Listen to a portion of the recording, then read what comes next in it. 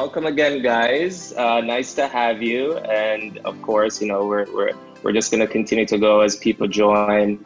But this is our second week navigating your career in a crisis, right? And today we're going to talk about finding clients in a crisis. So this is a salesy type of presentation, but not salesy in the sleazy way, right? Sales in the way that, guys, clients make businesses operate, right? Clients help businesses run. Like, without clients, you don't have a business for the long term. So in order to do that, you have to understand, how do you find clients, especially during a time like this? And Paul is I'm excited for Paul to drop some really lovely nuggets. So introducing the host, right? So first I want to start with Paul. So Paul, his name is Paul Carrick Brunson, is a serial entrepreneur, television host, and columnist whose specialty lies in teaching others. So he's an internationally recognized expert in interpersonal relationships, personal development, and entrepreneurship.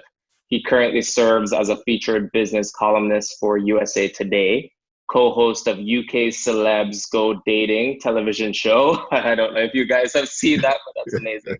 And the host of the Better with Paul live podcast. And also he's a co-founder of his company called Knowledge Share. So one little tidbit I want to share with you guys is Paul was actually named as a top voice on LinkedIn and the world's most influential matchmaker by the Matchmaking Institute. Even Oprah Winfrey said that Paul is much more than a matchmaker. So he's had an impression on Oprah Winfrey. All right, guys. So we have a really special guest here with us. And then just to share with you guys, my sister Lysandra, of course. So Lysandra she was the CEO of the Richard Branson Center of Entrepreneurship in Jamaica. And Lysandra is an alum of University of Chicago and HBS, Harvard Business School, right? And currently the founder and CEO of Soul Career. So, Lysandra has had just a history of helping entrepreneurs build businesses, build brands, and become successful. She's had many, stints in different areas, different industries, such as consulting, big three consulting with Bain and Company. She's had stints with venture capital and financial investing. So she's been around the block, right? And now what she'd like to do is just share her knowledge with you guys through our company, Soul Career. And then finally, myself. So my name, Warren Rickards. We have customer success at Cloudflare here, just to give you guys a little relevancy as far as the sales approach and how I apply sales in my current role at Cloudflare. Before Cloudflare, I was at Facebook. I was doing a similar job. I managed the Netflix account, so I was able to see a lot of interesting. I was able to have a lot of interesting insights managing that account. And before Facebook, I got my MBA at University of Michigan Ross.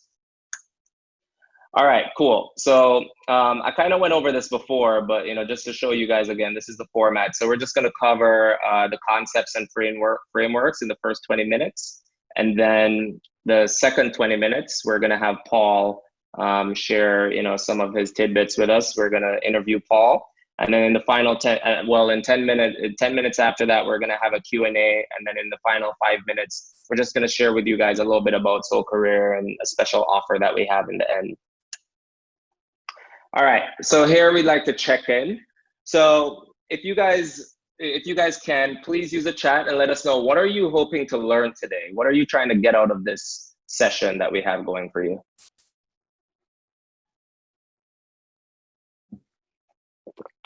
And you're on pause, Lysandra.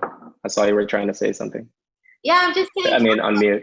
What do you want to hear from us? What do you want to hear from Paul? It's so special that we have him today.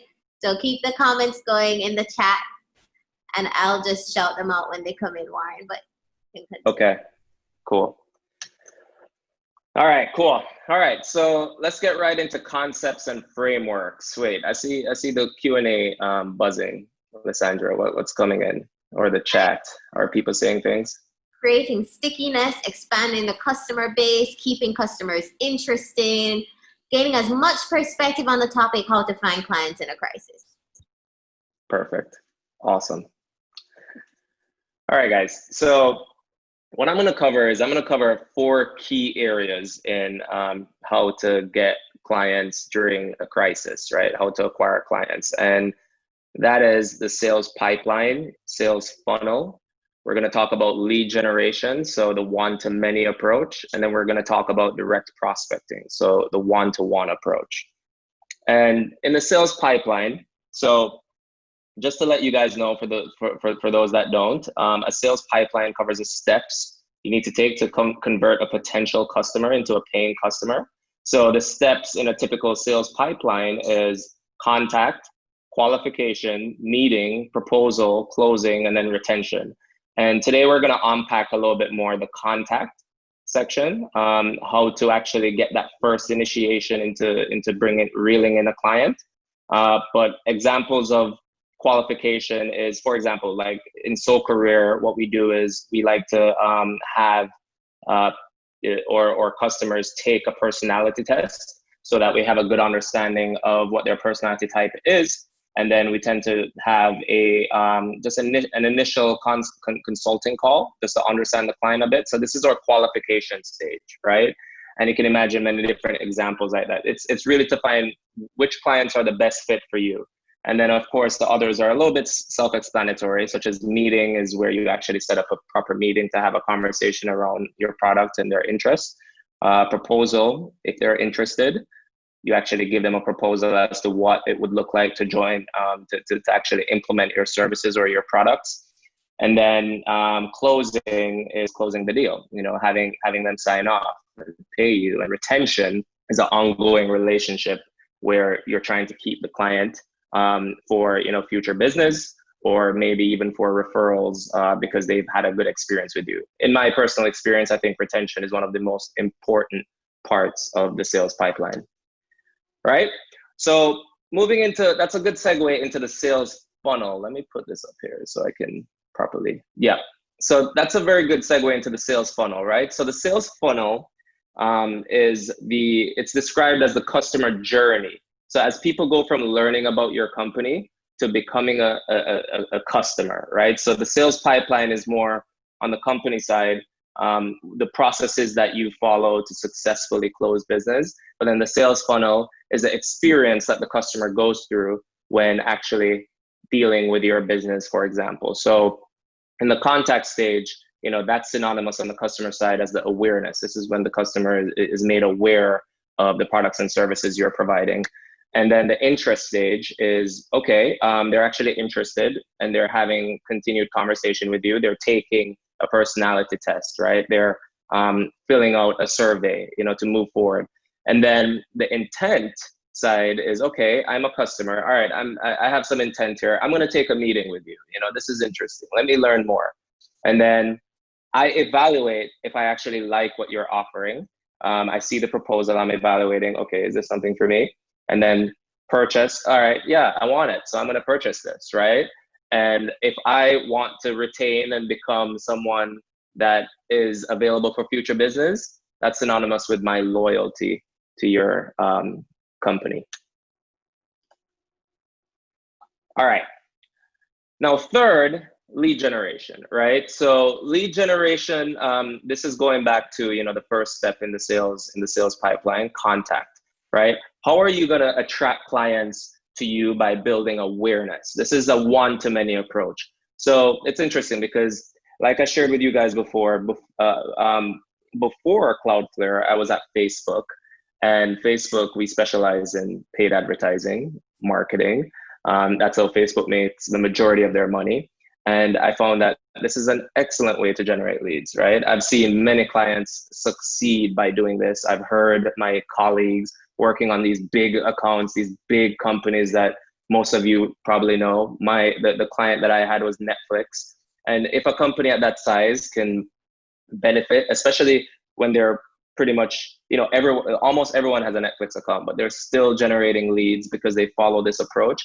I am confident that if you guys have businesses and you guys are looking to generate leads, these approaches work, right? Content marketing, put out, whether it's organic or whether it's paid, market your product, market your services. Try to get as many people as possible to learn about what you're offering, right? And then live events such as IG Live and webinars. This is how you connect. This is how you establish that kind of personal relationship to a many, right?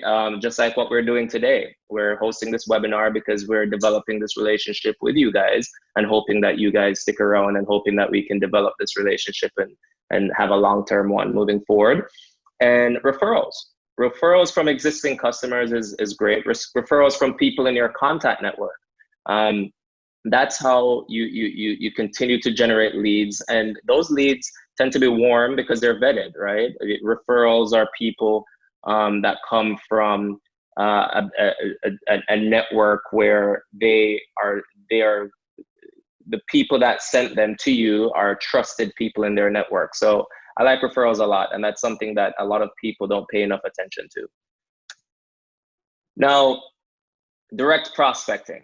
So this is the salesy level in the whole process here, where a lot of people tend to be pretty intimidated by, because this is where, you think of, okay, I'm in sales, I'm trying to get business, I have to do this. And you don't have to, but it is very important, so we're including it here.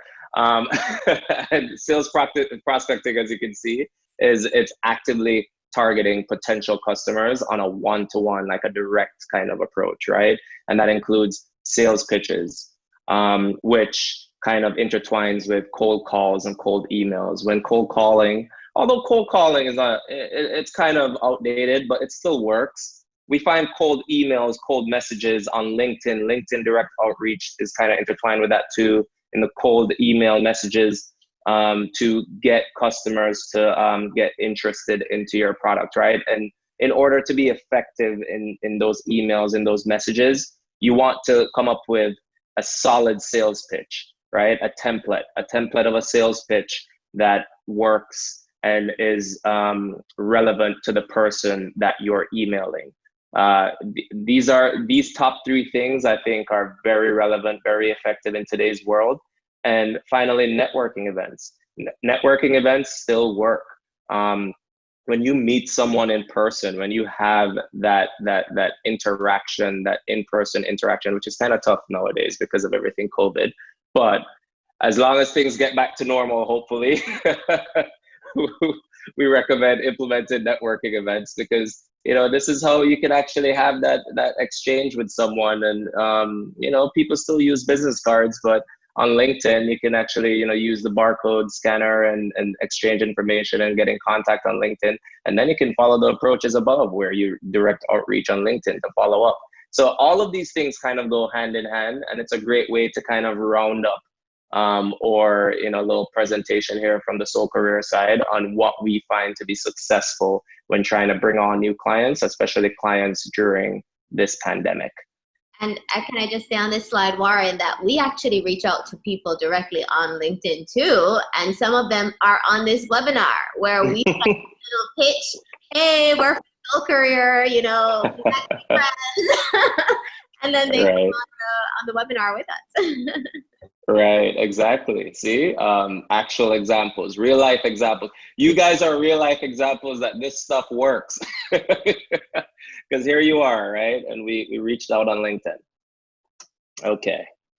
All right. So let's see how we're doing on time. All right, cool. So how are we doing, Lysandra? Can we take some questions now?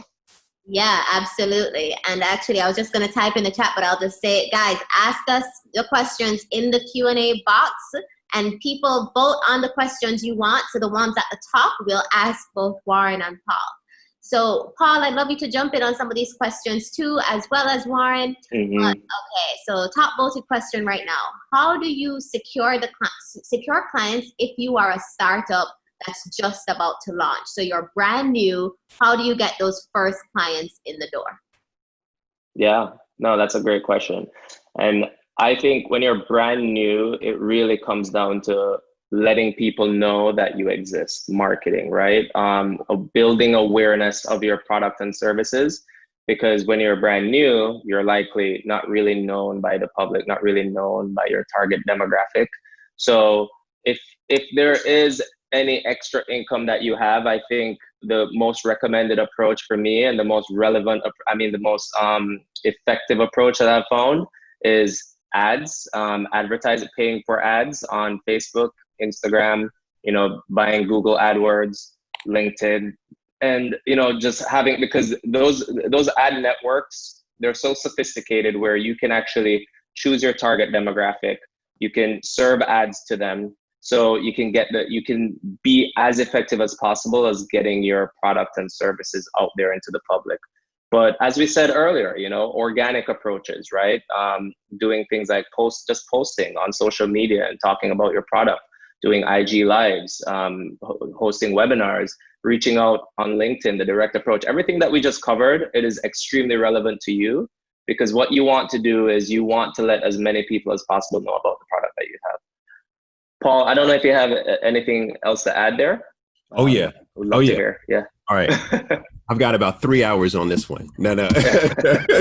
but I said, one is, I completely agree with everything that you just said, Warren. I think what's interesting right now is there's a depression in the pricing, right? So you can actually get more bang for your buck on all these ad networks. So this is a good thing that's come from COVID. But I think that a major space that a lot of us miss when we're launching businesses and we're beginning to think about marketing is we don't know who our avatar is, right? We don't know our customer avatar. And I think this is why it's critical that the first step, before you even begin to plot out your marketing plan, is to really think about who is your avatar? What are the pain points of your avatar? And what you'll find is that you'll begin to realize, oh my God, my avatar only congregates, like my avatar is going to be at the Erykah Badu versus Jill Scott versus, battle. Like that's where my avatar will be. So therefore, I know where to show up and I know when to show up. So I think knowing your avatar is really, really important. And then one other quick note on the avatar is, because, I'm constantly talking to folks about avatars. And every time I ask someone, okay, so tell me about your avatar, the response is always, oh, well, she ranges from age 45 to 50. That's not avatar. She lives in Kingston and San Francisco. No, your avatar is one specific person. She is 45 years old. She lives in Oakland, right? So pinpointing exactly who your avatar is. And once you know your avatar, you'll be ready to begin marketing to her. Right. Absolutely. Absolutely. Love it. What are people saying, Lisanne? Well, there are more questions coming in, but I want to get to Paul's part and then we'll do a longer Q&A at the end. But people are asking a lot of different questions. So I'm ready for you guys when we get to the Q&A section. Right. By the way, guys, I find it so hard to call my sister Lysandra. It just doesn't work with my mouth. I call her Lisanne, and apologies if sometimes I do that, but that's who I'm talking to, Lysandra, my sister. Lisanne. All right, cool. So, I think that was a great segue into Paul. So as you guys just saw, Paul is very knowledgeable on this space, and especially with all the things that Paul is invested in right now, and being an entrepreneur, TV host, and right now co-founding his new business. Paul, I would like to hear from you. What are some of the approaches that you have taken in the past that, if you had to choose one or two or three, let's say three, can you rank the three top approaches that you found to be most effective when bringing on new business or, building awareness for your product or offering throughout your career? Definitely. No, number one is hands down is the avatar that we just talked about. I think that's the work that not enough entrepreneurs do. So the avatar, identifying the avatar, making sure that's a great avatar. You actually know the pain point of the avatar. That's one. Secondly, is before you even talk about marketing as well, there needs to be some novelty in your product or in your service. Because keep in mind, what is entrepreneurship? In my mind, what it's about is it's about you creating a solution to a problem in the marketplace. That's what it is. That's what you and Lysandra are doing right now. More like there's a problem in the marketplace with regards to how do we navigate, our careers, especially pivoting, etc. You're providing a solution to that problem. But now here's what you have to also keep in mind, everyone watching, right? Is the more acute the problem and the more unique your solution, the easier your go-to-market strategy is going to be. The easier your marketing is going to be. Point an example. Let's take one of the most profitable pharmaceutical drugs ever on the market. That would be Viagra, right? Now, I don't know much about Viagra. I have to be honest with you. I don't know much about Viagra. But from what I've read, right, that Viagra solves a very serious problem. Therefore, you don't have to expend as much marketing effort, etc. Right? So this is like point 2. Know your avatar. 1. Secondly, is really work on the uniqueness of your product. And then part 3, get Oprah Winfrey to endorse you. And then once you have that, you're good. You're gold, right? But now here's all right. Let me get serious about 3 though. Is that let's unpack that a bit, because for most of our viewers, they find that to be luck, right? And but I'm a big believer in putting yourself around opportunity develops luck. So yes, please continue with what you were saying. I would love to hear how that Oprah Winfrey came about, and what your how did you feel in that experience, and what did you do post that experience and ensure that was a successful thing for your business? Absolutely. Now here's the thing, Warren. I've talked about like the Oprah Winfrey endorsement a million times, but maybe only once or twice have I talked about the behind the scenes. And let me break down the behind the scenes, because I think it's a good story around marketing. And to your point, every time I hit a stage, everyone's like, oh, you are so lucky. You're so lucky to be able to get that. Like you were just lucky, right? And then I said, well, there's a story behind it, right? So the general story is Oprah Winfrey she saw a video of mine. So so let me even go back. I launched a matchmaking business with my wife, right, in 2008. And when we launched the business, we didn't know how to market the business. So we decided to create a web series called The Modern Day Matchmaker. Now, this is 2008. Right. So folks don't even know what YouTube is really in 2008, And so we were spending $4,000. All of our money was going to producing these videos, very slick videos, but they were bad. They were really bad. And nobody would watch these videos. We would get like 9, 10, 11 views. And we would put these videos out every week. Now, it turns out that one of the people watching week after week was Oprah Winfrey. And then after several weeks, I ended up getting a deal, right? Someone reached out from the Oprah Winfrey Network. They flew me out to LA, signed a deal, right? The rest is history. But the question is, how is it that Oprah Winfrey found my videos? Very few people ever ask me that question. How is it, right? YouTube, right? Hundreds of millions of videos. Here's the behind the scenes, and this will help you with your marketing. For 1 year prior to launching the monetization of our business, I gave pro bono services. I identified my avatar. I knew I had a unique delivery. I was the only person focused on my avatar. I had something unique. And what did I do? I actually went and I identified dozens of these folks, and I started providing the service. We started offering matchmaking for free. It turns out, unknown to us, that one of the women that we provided the service to was a writer for Oprah Winfrey magazine. Wow. She was flying on the jet, on Oprah's private jet, while Oprah was talking out loud about her desire to create a new television show. And the woman in the back says, oh, have you heard of Paul Brunson? And Oprah says, no, I haven't heard of Paul Brunson. And she goes to YouTube and she finds my video. Now, was that luck? I say, hell's no. That was the hustle behind the hustle.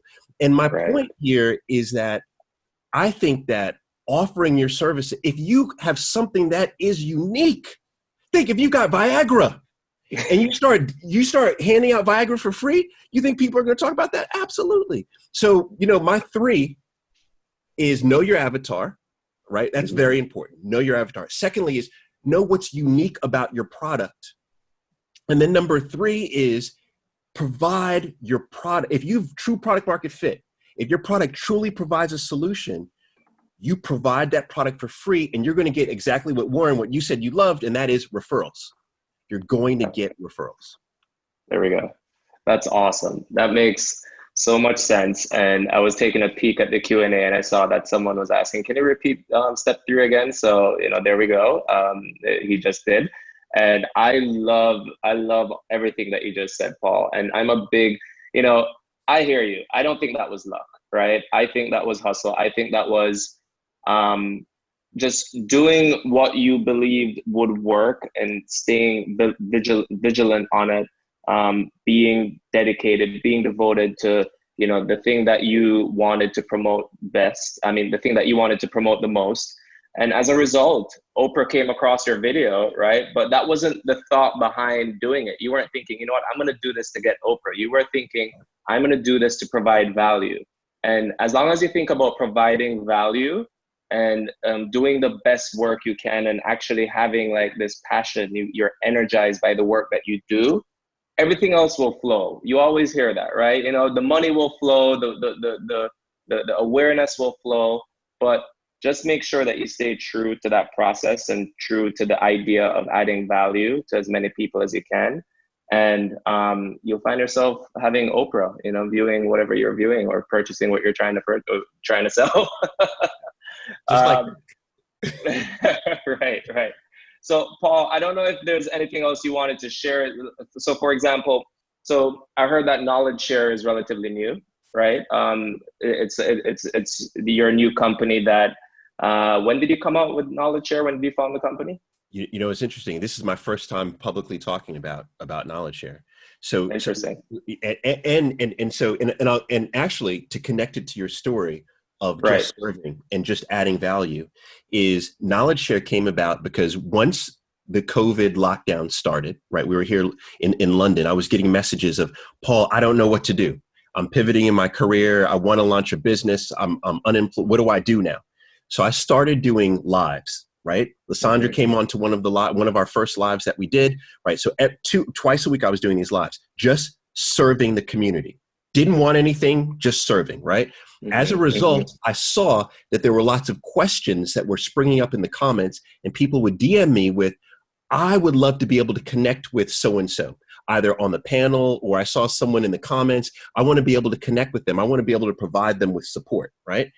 My wife and I took that and we created an email list, and we started chronicling people who wanted to provide pro bono support, right? Maybe they were an admin, maybe they know about ClickFunnels, maybe they know about business strategy, whatever it may be. We started compiling a list of people who wanted to give those services, and then a list of those who wanted to receive those services, and we started matching them. We did that for 4 weeks. And then we started looking at the data, and the data was intriguing because what we saw is that the people who were providing their services for free, most of them were actually getting hired. They were getting hired to then provide the services. So that led us to then creating this really what now is a community for entrepreneurs who want to share, barter, or sell their expertise. So this is something that we haven't, literally, I just got the first version of the website about 5 minutes before I came on here. We're going to properly launch it within the next 2 to 3 weeks. But it's something that I'm incredibly excited about, and it's called Knowledge Share. That's it. It's a community for entrepreneurs who want to, you want to share your expertise, maybe pro bono, maybe you want to barter for something, or you actually want to sell your expertise. Right. Yeah, that's amazing, and that's very relevant to the topic that we're speaking about today. Because what I've learned from Knowledge Share, just doing a little research myself, that marketplace of connecting people. That can build, the referral base, right? It can build the, you connect with someone and you get the referral of that target market that person is very familiar with, right? It's also, you can even get clients from that type of network. that type of marketplace. And it's just that holistic approach of building that pipeline, right? And increasing sales, increasing awareness. And to the question that was asked earlier, if you're a new business and you're trying to figure out, how do I get those first batch of clients? How do I get going? How do I get my awareness out there? Here's an option, right? Knowledge share, that type of marketplace. No, Lysandra, I see you jump back on. You're on mute. There's a question that keeps coming up that I think should be asked here, which is, what exactly is an avatar and how do you figure out what it is? So you touched on it, Paul, but they want a very specific response. What exactly is that? Okay. Your avatar is what I call your consumer. That's what it is, right? It's the person who consumes what it is you produce. And so maybe you're producing content, maybe you're producing an actual hard service, maybe it's an actual product. It's the person who is consuming. Most businesses create avatars, right? I remember, in B school too, we had this whole dialogue on avatars. But what I'll never forget about that discussion, and what really rubbed me the wrong way, is that it was always presented as it's a range. So my avatar is a Black woman between the ages of 30 and 40, right? Well, we all know Black people are not monolithic, right? So you can't say Black woman and then expect a certain characteristic to come from that, right? Right. And so the key is that you want to pinpoint exactly who it is. And my commitment to you is that when you create the profile of your consumer, and you go down to the detail. And what I say too is, what you want to do is you want to go down to the why that makes them cry, right? This is how you know you have a great avatar. When you have identified the why that makes them cry. And what's that? That's often considered as the fifth why. And what is that, right? That is the reason behind the reason, behind the reason, behind the reason, behind the reason, behind the reason that they need the product or the service. For example, when we started the matchmaking business, we specifically identified our consumer, right? When we identified our consumer, everyone in the matchmaking business thought, oh, okay, they're looking for love, or they're looking for sex, or they're looking for what they're looking for something, that's what they're looking for. That's the why. And I thought to myself, nah, it's more than that. And as we went behind the why, behind the why, behind the why, what we realized is our avatar wanted hope. That's really what they were buying. So they were not coming to our matchmaking agency to buy a husband. That's a great byproduct of it, right? But they were coming for hope. And I believe that what made us so successful as a matchmaking agency, one of the most successful matchmaking agencies in the US, we sold it in 2016, is because we knew what our avatar wanted versus our competitors. They were coming for hope, right? That was what they wanted. So that's a great avatar. It's your consumer, and you've identified precisely who it is, and you know the why that makes them cry, right? The why behind the why behind the why behind their consumption, why they want to consume. There we go. Perfect. I hope that answered the question. I'm seeing comments in the chat here saying that's a great explanation, and that's stimulating the marketing mind. So awesome, Paul. Thank you. Yeah. All right. Well, are there any other questions, Lysandra? I think this is a good time to attack them. Yeah, we have so many questions. So the top voted question right now is, how do we make sales pitches without sounding sleazy, especially during a pandemic? Yeah. Yeah. Go ahead, Paul. Yeah, I think this is a great one. This is a great one, especially here. One thing that I realized or found out when I moved to the UK is that sales as a discipline is not a thing here, right? You won't necessarily find like a chief sales officer here, right? Because it's considered beneath us, right? We don't do that, right? It's sleazy. Right. One of the things I've realized, going through different types of businesses, is that when you truly believe that you have a unique solution to an acute problem, it's never sleazy. It's a value add. Think about this, right? We often talk about add value, right? What does that really mean? To add value, what that really means is you help someone get closer to their goal. You help them get closer to their goal. You help them to get resolution in their life. You are helping them. So if you shift your mindset from I'm going to hustle this product, right? I want to sell this product, which I know sometimes comes across sleazy, and you shift it to I have something incredibly unique that is going to solve a major problem in your life. It's a totally different proposition. Totally different proposition. So you have to put yourself in that mindset. Here's the problem. The problem is this. Most of us don't have a unique solution, and most of us are not solving an acute problem. Most of us, I'm not saying the folks on here, on this call, right? But most of the folks outside of this call, they are pushing garbage. They're pushing garbage. And so therefore, it's a hustle. Right. But when you have Viagra, come on now. You don't have to sell that. You don't have to sell Viagra. You just show them what it does. That's it. I love that. I love that. Yeah. What was that, Lissandra? Say that again. Yeah, Viagra for your career from Soul Career. There you go. There you go. I like it. I like it. I like it. Yeah. Yeah, I don't have much more to add to that. I think that's perfect. I think Paul really went down, it really made sense of everything that he just said. The only thing too is if you're worried about being sleazy, then it's also about reframing that mindset, right? Because at the end of the day, sales is it's really how the world goes around. And people think that sales is only something that happens during a certain time or something that only certain people do, but we're all selling. We're always selling.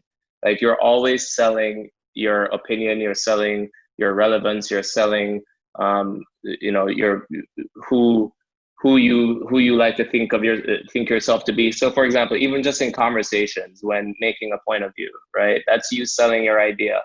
We're always selling. So to Paul's point, if you have a product that you really truly believe in, and something that you think can add tremendous value to your customer base or to your target demographic, to your avatar, then it won't be sleazy. And if the person on the other end thinks it's sleazy, then that means that's the wrong target demographic, right? That's the wrong person that you're reaching out to, and that's fine because you don't want that person as a customer, and you move on and you go to the next person that will actually see the value that you see in your product and service. And I will just add one sentence, which is your ideal customer wants you. You are doing them a disservice if you hold back on the thing that they need and they want, right? Right. So many people right now find a new career and it's something that they need. And if we had held back, then they wouldn't have found us and we wouldn't be helping as many people as we are. All right. So the next question that I'm going to ask is a startup, no money, can't buy ads on Facebook, Warren. How do small startups allocate time to finding clients? They don't have enough team to help them and they don't have enough money for that. So how does a small startup start from scratch with nothing? Yeah. That's one of the biggest challenges that businesses face, especially very new business. And if it's your side hustle and you don't have the time to work on it as much as you would like to because you have to pay your bills, that adds even a different complexity right there. The only thing I would say is just like how you would engage on social media normally by posting pictures about what you're eating or putting, videotaping an Instagram story of where you are throughout the day, I would say use some of that time. You have to make some sacrifice. That time that you would do for your personal life, I think there is a potential to start to transition that into your business, right? So make organic posts. Organic posts don't cost money. It's just time, right? But everyone can find time to make an organic post. And I would say make organic posts about your solution. Make an organic, create videos, right? On Instagram Live, as we spoke about earlier. Instagram stories, utilize that. Utilize stories if you feel a little bit uncomfortable with the live process. Filling your timeline with your product. Don't worry about likes. Don't worry about engagement. Don't worry about the people that might unfollow because they're getting annoyed with the post that you're making. Because as we said earlier, though, that's not the demographic you want to target, right? So I would start with that, and I would go the route of speaking with your network, trying to get referrals for your business, coming up with a sales pitch, a template, using LinkedIn, reaching out to people that you think would fit your target demographic. Try to do all the things that don't cost any money and see how that works out for you. And you might be surprised. You might be surprised at the increased business that you might receive as a result, right? Because to be honest, like as an example, that's what we're doing at Soul Career. At Soul Career, you know, when we first started, we didn't have much money to spend. So we had to be doing all the organic things to try to get as many clients and to get as many of you to hop onto this call to listen to us. And I would say start there, and you know, you'll be surprised at what might happen as a result. Paul, do you have anything to add? Yeah. Well, one is I want to endorse you do what you can with what you can with what you have. Do what you can with what you have. The other thing that is interesting, when Warren was talking, I was thinking about this. Maybe I was looking at the background too. I was like, look at Warren's background. I like this whole setup. Is that, you know, I'm reminded of in business, we often talk about runway, right? So especially if you're in the investor community, or, you know, you're looking to raise money, everyone's talking about runway. Now, what exactly is runway, right? Runway is the room, right? Where does it come from, right? It comes from literally a plane, right? A plane needs a certain amount of runway in order to take off. If you don't have enough runway, if it's too short, right, the plane can't take off. Your business is the plane. You need to have some runway. Now, you don't have a big, 737 situation. You're probably flying a little, a little prop plane right now. So you don't need to have lots of runway, but you need some runway. So you always want to think in your mind that you need runway. Now, what exactly is runway? Runway is resources. A lot of businesses try to raise money so they can get more resources to give them more runway.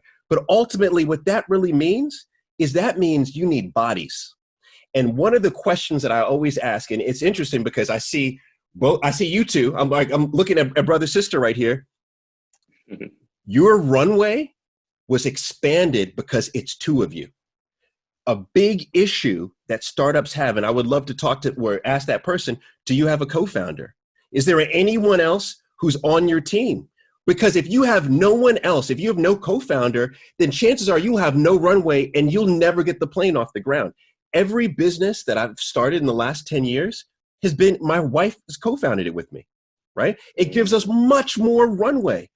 I also think, and I'm just going to say this, I don't know how much Black business we have watching, but I'm going to say this just specifically targeting Black and brown business, is historically, Black and brown business, we started by ourselves with nobody else. And let me tell you this, that's not the key to success. The key to success is we are stronger together. So you want to make sure that you are looking for a co-founder or someone else on your team that'll give you a little bit more runway, and then you could take off and fly anywhere you want to fly. That's perfect. That's awesome. People are saying point taken loud and clear. So I'm glad we're getting to so many of the questions today, because I think people are getting a lot of value from hearing these questions. So a big question, we talked about direct prospecting and making a pitch directly to your target avatar. Any tips on how to overcome low confidence when you're making this pitch? I'll say Paul should start off that one on the avatar conversation, and I'll see where we go from there. Paul, what do you think? Yep. So just so I understand, this is someone who has low confidence making a pitch to their avatar. Right. Yeah. Okay. So a couple quick things. First, maybe you have no business making the pitch, right? Maybe your sales skills really do suck. And I'm just being 1,000, right? For example, my wife and I do all the sales, right? She does all of the brain work, right? You know, because it's right. I don't have her skills, right? She doesn't have my skills. This is the reason why team is so important. If you already feel like you don't have the confidence to do it, well, then you may not be the right one to be doing it. Okay, so that's just right out the gate. Just keeping it, 1,000 with everybody. Now, there are ways to massage that, right? Some of the ways to massage that is to really go back to the avatar, identify what the what the issue. Actually, let me keep it real with this example. Let me tell you this. When I was growing up, so my father's a stone cold entrepreneur. He's run many successful businesses. And one of the things that he forced me to do when I was in high school, and I hated him for it then, but love him for it now, is he forced me to get a job as a telemarketer where I had to do cold calls. I hated it. But let me tell you, by the 252nd cold call, I was cold. I was good. I had skill, right? Yeah. And so one of the things that I would say, and this is actually, I do this with my boys. I have a 6-year-old and a 9-year-old. And normally at night, we always have dinner together. And normally when they have an idea, they always like to negotiate, right? So they want more time to play their video games. I say, pitch me on that. Pitch me. Go ahead. and they have to come up with an argument, and the argument needs to be concise and compelling. Now, the first time my 6-year-old did it, he was terrible. But let me tell you this, my 6-year-old right now, after a year and a half of pitching, he's really good at pitching, right? So I would say right away is you just need to do it more. You just need to do it more. Yeah. All right. So I have a question directly for Warren next, which is about ads, right? So we talked about using social media ads to get clients and build awareness. What's a good amount to spend on ads to get them to target audience? Interesting. Yeah. I mean, it's funny. That ad space is ever changing, but I do remember that you can go very cheap with ads and get a large audience. For example, you could spend $20 in Facebook ads and create awareness for over 2,000, 3,000 people, right? So you don't need that much money to create awareness with Facebook ads, for example, or IG ads, Google AdWords. Any little thing that you have, you can invest that into the ads and just try to target as specific as possible the market that you're looking to target, just so that your money is being spent as effectively as possible, and you'll see a surprising return. So if you can find $20, even $10, $15, and run an ad for a week or two, that can make a world of a difference, right? And of course, as you can already imagine, the more you spend on ads, the more awareness, the more conversion you can expect, because you're gonna get to a larger population. You're gonna have more eyes as a result viewing the content that you're trying to market. So the more the merrier, but it doesn't really, sometimes you can spend $50 in ads and you end up converting more clients than you would spending $200 in ads. It comes down to more than just the money, but it also comes down to the content of what you're trying to promote, the target demographic that and the timing, because sometimes timing is key, right? It's very seasonal, depending on the product that you're trying to promote. Absolutely. We spent $50 on Instagram ads for the webinar series, and when we targeted Caribbean, we got hundreds of people. I would say 300 people targeting Caribbean with the $50 budget. And then we targeted Europeans, Canadians, and North America, and we spent more money and we got a lot less people just because of the market, We got about 100 and something people targeting those markets. Okay, so I have two last questions. One is, all right, let me ask that one last. Second to last question. In this new virtual environment post-COVID, can you still use these same concepts and How do you get an avatar virtually? How do you decide who your avatar is when it's virtual? How do you get new customers virtually? Is it still relevant, these concepts in this age? So Paul, you first. Yeah, I was going to say, it's more relevant now than ever. It's more relevant now than ever. Why? Because we are now forever connected, like digitally. I mean, you think about, obviously, I'm sure actually Warren probably has the fresh stats on this. I've seen, the numbers range from 50 to 100% more, social engagement, social posts, etc. We are now forever connected, right? You look at, we're forever connected. So the key is now we have to more rely on our digital connections. In my opinion, I think not only are we now more connected, I think that our social currency is now more important than what it was just 3 months ago. And what is social currency? And I hate to say it, social currency is your following. Social currency are the connections that you have digitally. Social currencies are the assets, the digital assets that you have.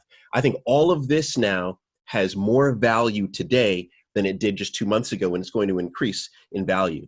So to specifically address the question around the avatar and how do you do that virtually is first you create the product, right? You're creating a solution to a problem.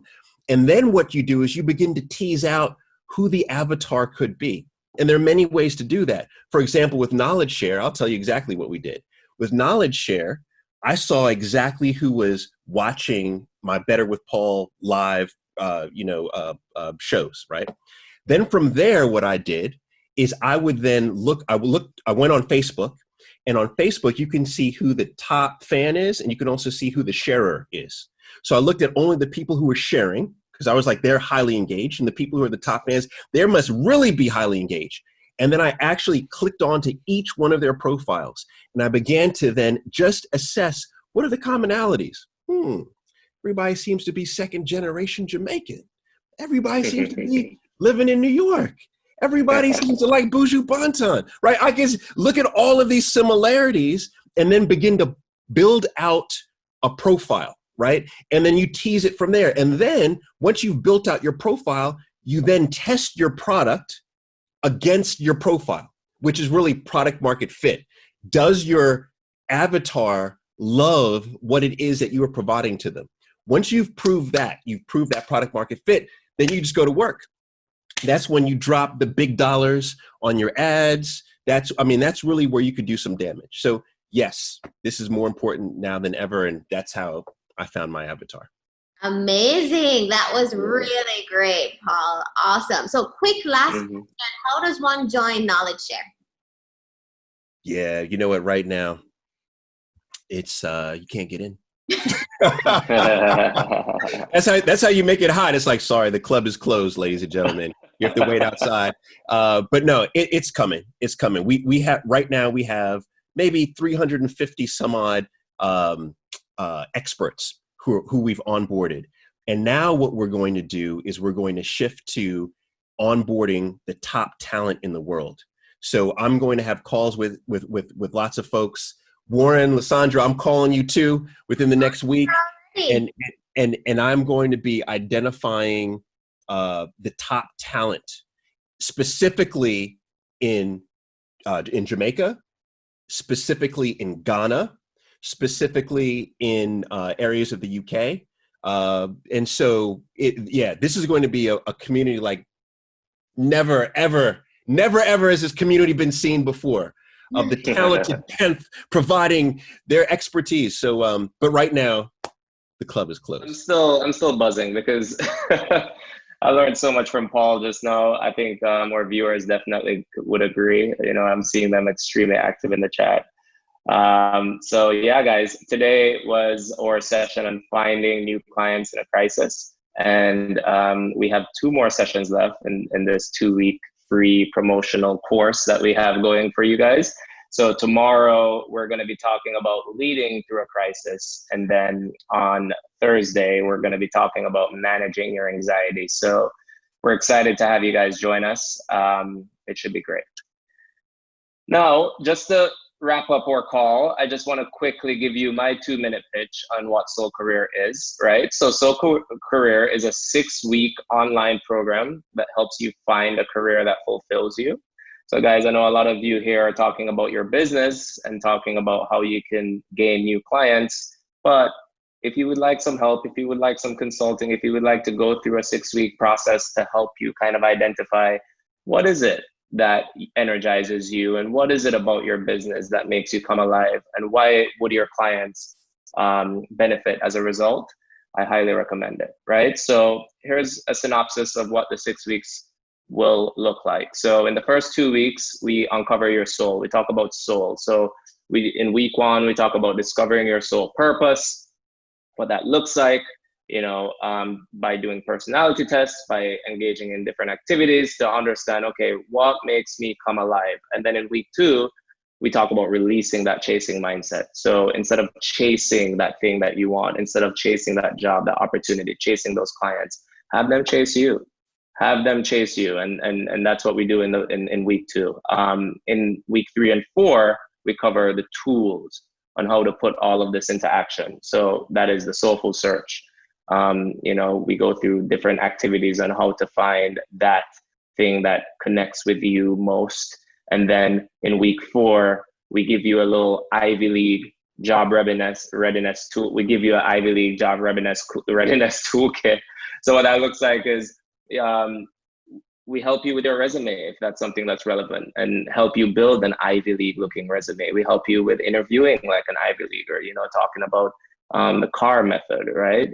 Context, action, result, things like that. We unpack that. We help you to be as prepared as possible for that opportunity. Then finally, in the 2 weeks remaining in the course, these are the action weeks. So week 5, taking action, applying to those jobs, or reaching out to those new clients, or doing the things necessary to build that business, taking action. Everything that we learned in the prior 4 weeks, what does that look like when actually getting on the road and making ends meet? And then finally, we talk about the journey ahead. So when you get to that point of, okay, you have all these clients that are interested in your business, you have all these companies interested in hiring you, what does that look like from a decision perspective? What is the best decision for you? How do you properly negotiate? How do you properly keep that opportunity going? Keeping that loyalty of your clients, keeping that job opportunity healthy. We talk about that because, again, we think that is most important of all of this, because whatever success you achieve, you want to keep. Okay, Warren, I know you have to jump. All right, guys. Yeah. Thank you, Sandra. Thank you very much. Yes, thank you, everyone. Thanks, Paul. All right. See you guys. Bye.